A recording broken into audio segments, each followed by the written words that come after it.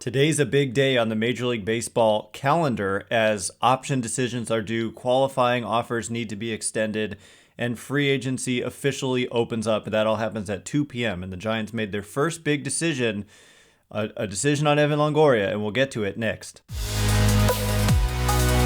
You are Locked On Giants, your daily San Francisco Giants podcast. Part of the Locked On Podcast Network, your team every day.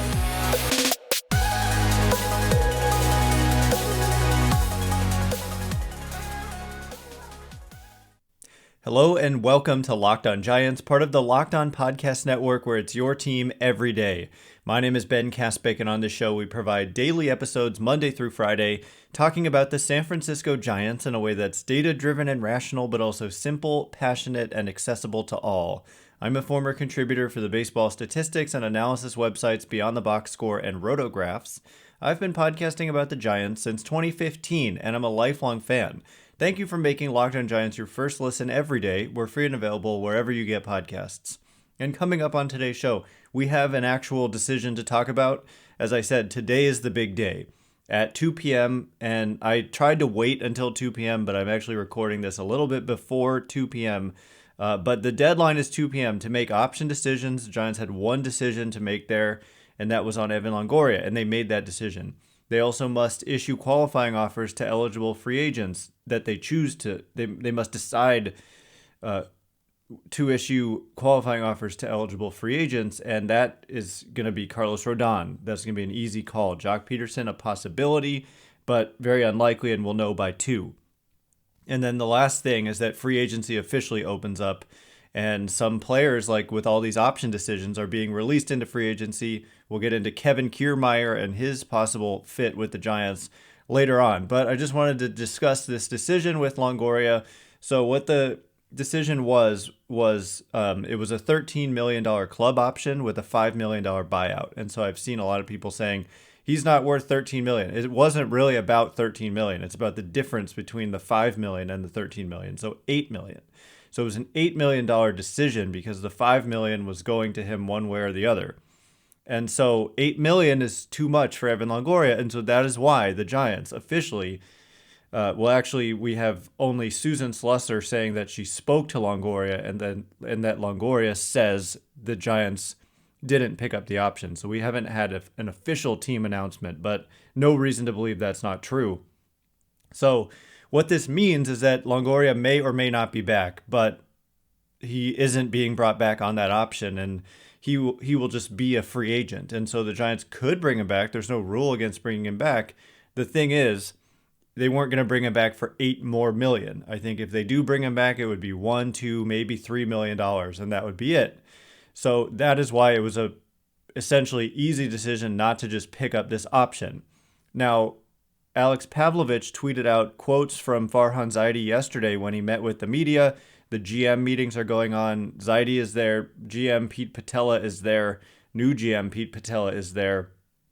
And, Zaidi met with the media for like an hour. And there weren't a ton of interesting quotes to come out of it, but this was one of them. Zaidi said yesterday about third base, quote, "We've got David Villar, who played really well for us down the stretch. J.D. Davis, who did a really nice job for us. Casey Schmidt is one of our top prospects, and he's got a chance to be an everyday third baseman." And so I don't know exactly what the question was to which this was his response, but it's about third base, obviously. And so that, Zaidi also said earlier in the offseason, like right after the season ended, that there was a role for Longoria on the team. It just depended on what the role was. So Longoria, he just turned 37 in October. And for a team that needs to get, younger and more athletic, which is the mantra, he's been hurt. He's been, I don't want to call a professional baseball player unathletic, but he's been injury prone as he's gotten into his mid to late 30s here. And yeah, he's been a quality player when he's been on the field for the Giants the last couple years, especially under these new hitting coaches. Like his, weighted runs created plus with the Giants since 2020 is 111.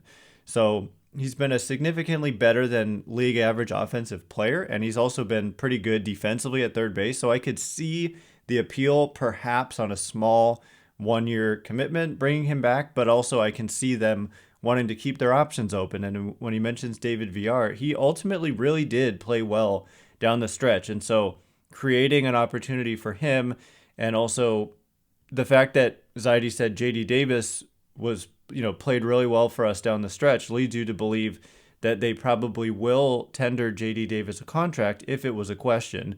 It is a question simply because they have the choice whether or not to tender a contract to JD Davis, and that decision is going to be due in about a week from Friday, I believe.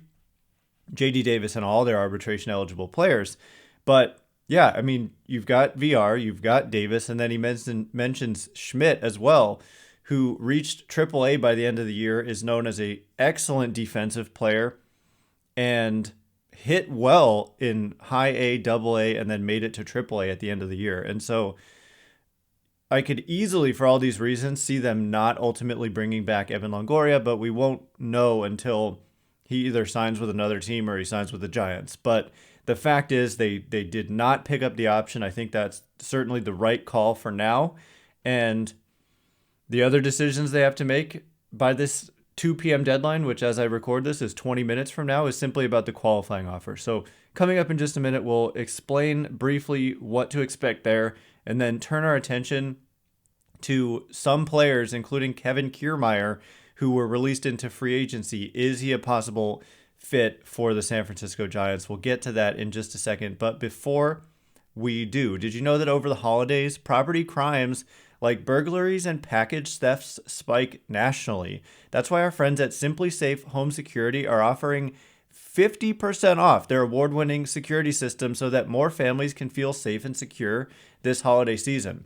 It's a great time to buy it. Like, if the crime rate increases, I know package thefts, I personally have been affected a number of times by this, and it's one of the reasons I have Simply Safe in my own home. And one of my favorite parts, really, is being able to just open up the easy-to-use and navigate app and check in on all those crystal clear HD cameras. It's just truly very comforting and convenient. In an emergency 24/7, professional monitoring agents use Fast Protect technology exclusively from Simply Safe to capture critical evidence and verify the threat is real, so you can get priority police response. Don't miss your chance to save big on the only security system that I recommend. Get 50% off any new Simply Safe system at simplysafe.com/lockedonmlb. This is their biggest discount of the year, so don't wait. That's simplysafe.com/lockedonmlb, and there's no safe like Simply Safe. All right, as promised, just briefly want to mention what's going on with the qualifying offer here. You've probably heard about it before you've heard this podcast. I haven't heard yet official word, but they're going to give Carlos Rodón a qualifying offer. Really, what I'm mostly curious about is the off chance, like the really slim chance that perhaps they could consider giving a qualifying offer to Joc Pederson. I haven't heard anybody else talking about this, maybe because I'm foolish for even thinking it is the remotest of possibility. Like, I'm talking 1%, less than 1% chance in my mind that they give it to him. But that's not zero. It's close to zero, but it's not zero. Thanks again for making Locked On Giants your first listen today. By the way, for your second listen, check out the Locked On Sports Today podcast. From the games that matter the most to the biggest stories in sports, go beyond the scoreboard and behind the scenes with the local experts and insights only Locked On can provide. Locked On Sports Today, available on this app, YouTube, and wherever you get podcasts. So yes, qualifying offer decisions are due, like whether to extend the qualifying offer. And once teams extend these qualifying offers, it's also the official start of free agency. So say you're Carlos Rodón and the Giants have given you this qualifying offer, which, by the way, is a 1-year offer worth this year $19.65 million. But because that 2 p.m. deadline would have passed, Rodón would be a true free agent. So he could be fielding offers from other teams after 2 p.m. today, which is now in 15 minutes from me recording this. And so what you can do if you have the qualifying offer attached to you is you can get a feel for what your market is. And Rodón, it's not complex. Like, his market is way beyond 1 year, $19.65 million. he's ultimately going to get north of $100 million. But in more borderline cases, like say they were to give one to Pederson, he would spend those 10 days in which he's allowed to mull it over, getting a feel for his market and seeing if that is an offer he would want to accept. And so then after 10 days, which I think is on the following Sunday, not this upcoming Sunday, but the Sunday after that, anyone who received the qualifying offer, that's the deadline to make a decision. And the way it works is essentially they could just say yes, and then boom, they're back at 1 year and their salary is $19.65 million. If they say no, the benefit to the team is that if that player ends up signing with anybody else, the Giants would get a draft pick. I'm always like forgetting, it's after the second round before the third round, I believe. It's around pick like 75 overall is where they would get draft pick compensation for Rodón, and then on an off chance Pederson. I think if they give it to Pederson, he would take it, and that's part of why they wouldn't do it, because he would take it and it would be an overpay. And they could, if they want to bring him back, they might be able to bring him back on like a 2-year deal worth roughly that same amount, like 2 years, $20 million or so is possibly what his market is. So if that's the market, why give him 1 year and roughly $20 million, if that makes sense? So anyway, those decisions, whether to give the qualifying offer, will be made in 15 minutes here. And then free agency truly opens up. And so, like I mentioned, all these option decisions are due.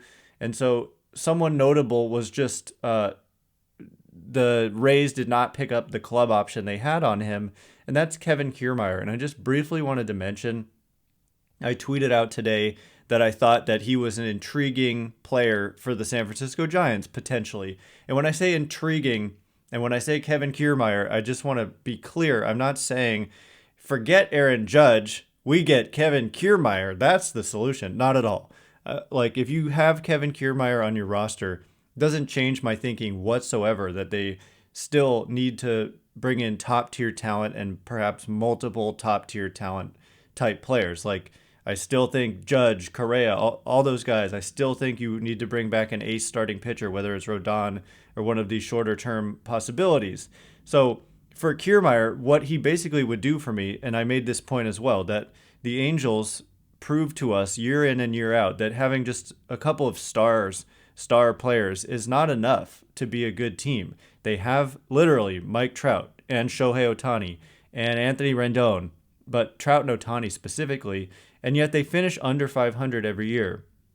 And so yes, some upper tier talent is important, and it's exactly what the Giants need, but also having quality depth behind them is also really important. And I think that that's what Kiermaier represents. And he also would massively address a huge area of weakness, which is the athleticism and defense. The big question is that he had season-ending hip surgery in August. So, checking in on his health would be obviously imperative. And if he's dealing with lingering effects of that, then no thank you at all. But if he can get back to being the way he has been in his career, he's not a great hitter by any means. He has a career 97 weighted runs created plus, which means he's been just about league average offensively. But he's literally been one of the very best defensive center fielders the game has ever seen. He's just elite defensively. He is 32 and a half years old. He'll be 33 in April. So you expect some decline, and maybe more than just some, pretty quickly here defensively and from a speed perspective. But when he's been on the field the last couple of years, he's still been really good defensively and as a base runner and just as a runner in general. He's upper 90th percentiles in sprint speed and outs above average and all that stuff. So he's still an impact defender and runner.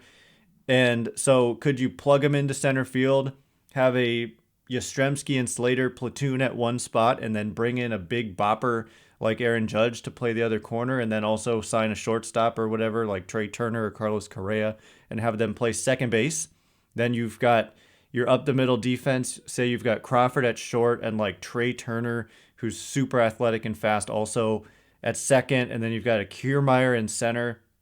You've got your capable center field players like Yastrzemski and Slater now in a corner, maybe in right field, and then you can just let Aaron Judge hang out in left field and be that Barry Bonds replacement.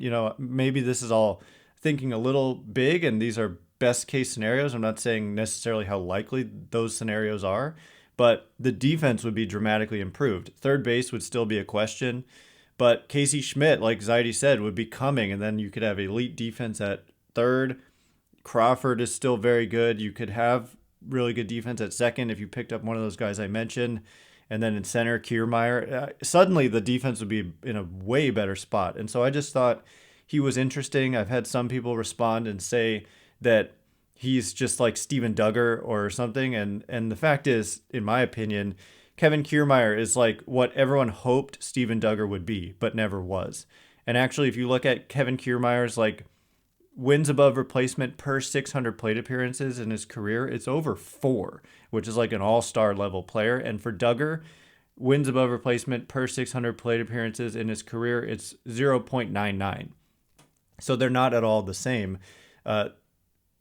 In his career, Kiermaier's weighted runs created plus of 97 is exactly the same as Brandon Crawford's. And so it's kind of like peak Brandon Crawford defensively, and if Brandon Crawford could also really run, that's what you're getting. You're getting like a defensive specialist who can also really, really run, and that's kind of what you're getting with the bat. Crawford's not terrible with the bat. He's just not great, but he's somewhere in the middle, which is roughly league average. And so anyway, I just thought that was interesting. There's also some discussion on Kiermaier versus Bellinger, who might be non-tendered and released into free agency. And again, those non-tender decisions are about a week away. And so Bellinger could be added to the free agent pool in about a week. It's possible. In fact, it's, I think, likely, unless he works something else out with the Dodgers. But I get it. Bellinger's also intriguing. He's much younger. He's only 27. But he's literally been the worst hitter in baseball over the last 2 years. That is how bad it's been for Cody Bellinger. So I agree. He's intriguing as well and could be an interesting kind of defense speed player with obviously way more upside than Kiermaier. Kiermaier's like a much higher floor, but a lower ceiling, and Bellinger's got the higher ceiling, but a much lower floor. So it's kind of like, which do you prefer? And I could see a case for either. But, again, these would not be your marquee additions. These would be kind of lesser additions, and you would still definitely need to make some marquee additions, in my opinion. So coming up in just a minute, there's some discussion about Lamont Wade Jr., who is arbitration eligible, and Farhan Zaidi had something to say about it. So we'll discuss Wade Jr.'s future in San Francisco after a bad 2022 following a great 2021. We'll get to it in just a minute. But first, all right, as promised, just a little bit about Lamont Wade Jr. I thought it was interesting that Farhan Zaidi had a couple of things to say about it, and also they made some roster moves. But essentially, what was said, Zaidi said that they do plan to tender a contract to Lamont Wade Jr. And this was a little bit of a question because of how bad his year was in 2022, following, like I said, a great 2021. In 2021, Lamont Wade Jr. was like Mr. Clutch, and he hit 18 home runs in just 381 plate appearances. Late night Lamont was born with the Giants here. And then in 2022, he was just much worse and just struggled to get it going offensively all season long, struggled to stay on the field, only played in 77 games, dealt with the knee issue, and just wasn't the same guy at all. So he's arbitration eligible. The predicted contract, according to MLB trade rumors, for Wade is just $1.4 million in his first year of arbitration eligibility. And what Zaidi said was that they do plan to tender him a contract. And I just want to, this is like a similar conversation to the one we just had about Kevin Kiermaier, in that he's not going to, if you're relying on Wade like he did a lot this year, to be honest, and the year before even, to like hit fourth for you and just be a big run producer, I think you're in trouble. But if he's just depth on your roster, then this is the type of player who's important. When I mentioned the Angels, they don't have guys like this who can pitch in. And the Giants plan, this is what happened in 2021. All these different guys just chipped in a little bit, and they did have some star level performances out of Posey, out of Belt, and out of Crawford in 2021. So you need to replace that upper tier performance, probably from outside the organization now, because it's clear that that's not coming from within. Posey's retired. Belt is a free agent. Crawford regressed. So, yeah, I mean, you can bring in that impact talent like they had from those guys in 2021, but then it was that depth, like the Wade Juniors of the world, that really lifted up the rest of that team and led them to 107 wins. And so it's not shocking to me that Zaidi said this, and that at a modest price tag of an estimated $1.4 million, that the Giants would elect to bring him back. But it was noteworthy that Zaidi said that. So the other roster moves they made, just by the way, they claimed a catcher, Dom Nunez, off of waivers. They added Isan Diaz to the 40-man roster, which they needed to do. Otherwise, I think he would have been Rule 5 eligible because he was a minor league free agent. It's kind of complicated, but Isan Diaz was added to the 40-man. They also outrighted several players: Austin Dean, Bryce Johnson, Taylor Jones, Zach Littell, and Ford Proctor. So all of those guys, what that means is that they cleared waivers. So they're off the 40-man and that they're back in the minor leagues. But they're not on the 40-man roster anymore. So that's interesting in the case specifically of like Littell and Bryce Johnson to me. And it also means nobody wanted them. So that's also interesting. Andrew Vasquez and Luis Ortiz were claimed off waivers by the Phillies. So those guys are now in the Phillies organization and on their 40-man roster. So anyway, a lot of housekeeping there. But now it is 4 minutes to 2 at the time of this recording. So we are just about at the cusp of true free agency opening up. And by the way, all those roster moves just needed to be made because teams have to, have less than 40 players on their 40-man roster by this 2 p.m. deadline. And those moves needed to be made to get the Giants there. And all these guys who are on the 60-day IL have to be added back to the 40-man. Because when you go on the 60-day IL, you're off the 40-man temporarily. But by this deadline, you have to add them back. And so it creates suddenly an influx of players getting back on. So that's why they had to do all this. Anyway, that is all the time we have for today. Thanks again for making Locked On Giants your first listen today. Now make your second listen the Locked On Sports Today podcast. The biggest stories of the day, instant reactions, big game recaps, and the take of the day. Available on this app, Odyssey app, YouTube, and wherever you get podcasts. Once again, my name is Ben Kaspick. Check me out on Twitter at Ben Kaspick, Kaspick. If you like the show, please consider rating it or leaving a review. Helps me out a lot, so thanks in advance. And thank you to everyone who's done so already. Coming up tomorrow, I think I want to do a mailbag, so look out on Twitter for the prompt. An official start of free agency mailbag. I really can't wait. So anyway, thanks again for listening. You are now Locked On Giants.